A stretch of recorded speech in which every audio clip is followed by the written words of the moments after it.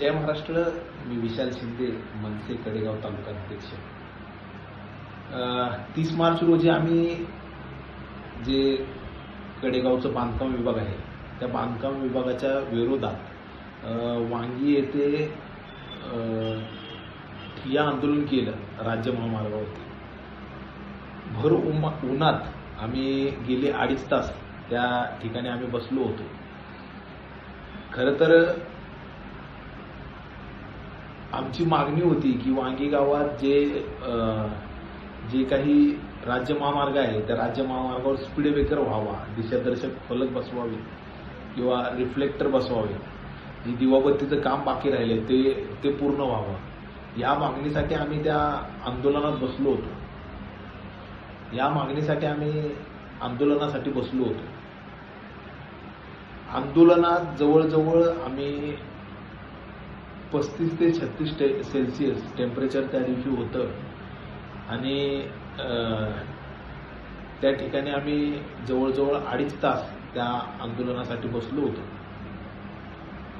आम्हाला जे कडेगावचे बांधकाम विभागाचे पोळ साहेब आहेत त्यांनी एक लेखी पत्र दिलं की त्या लेखी पत्रात त्यांनी सांगितलं की येत्या 45 दिवसात आम्ही जी राहिलेली सर्व कामे आहेत ते पूर्ण करू.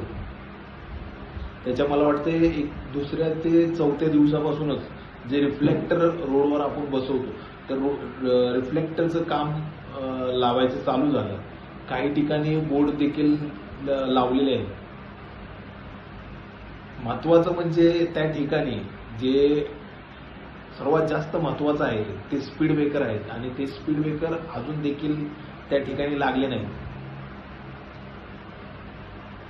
खरं तर आमच्या आंदोलनाला यश आहे, कारण की यश मिळालं आहे, कारण की रिफ्लेक्टरचं काम हे 2ऱ्या ते 3ऱ्या दिवशी चालू झालं. दिशादर्शक ही काही ठिकाणी बसवण्यात आली.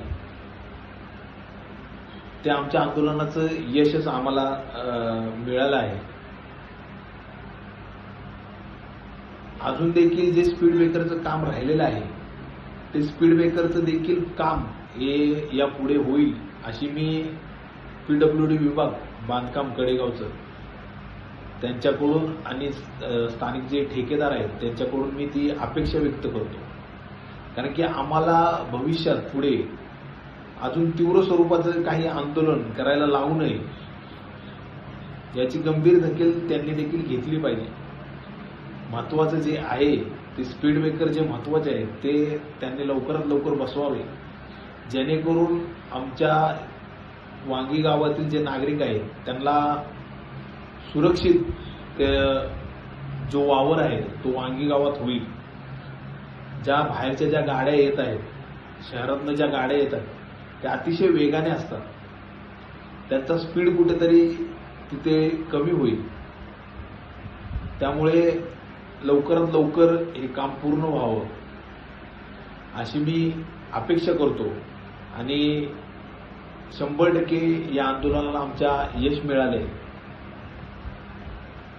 असं मी या व्हिडिओच्या माध्यमातून आपणालाही कळवतो.